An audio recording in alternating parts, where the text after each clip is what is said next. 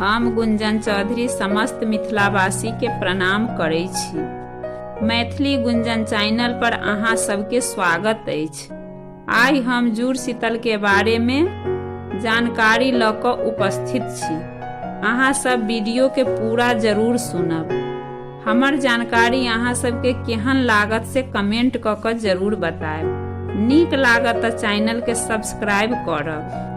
पहले सतुआइन मनाओल जाइ छै। 2023 में सतुआइन 14 अप्रैल के आ जुड़शीतल 15 अप्रैल के मनाओल जेतै।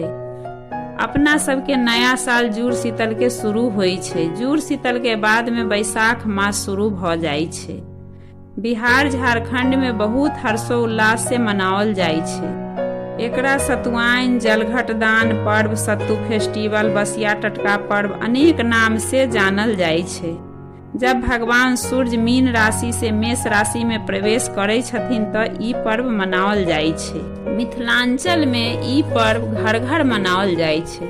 सतुआइन दिन सत्तू, गुड़, ऋतु फल आ पानि से भरल जल में पाई द क राखि क दान कयल जाइ छै। जुड़शीतल के भोर में घर के बुजुर्ग माता पिता अपन बच्चा के माथ पर पानि राखि क आशीर्वाद दै छथिन। ओहि के बाद घर दुआर आंगन पेड़ पौधा सबके पानि द क जुड़ाबै छै। ई त्योहार पर्यावरण के समर्पित छै। ऐसे ई संदेश देल जाय छै कि समाज में पेड़ पौधा पर ध्यान देल जाय। संक्रांति के रात में कढ़ी बड़ी भात तरुआ सब बना के राख देब आ जुड़शीतल के भोर में बसिया भात कढ़ी बड़ी पानि तरुआ दही सब चूल्हा के जुड़ा देबै। दुआरि सबके जुड़ाएब, ब्राह्मण भोजन कराएब, गाछी वृक्षी धिया पुता सबके जुड़ाउ।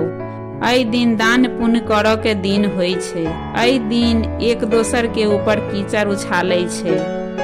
हंसी मजाक मस्ती हर्षोल्लास के साथ ई पावन मनायल जाइ छै। धन्यवाद।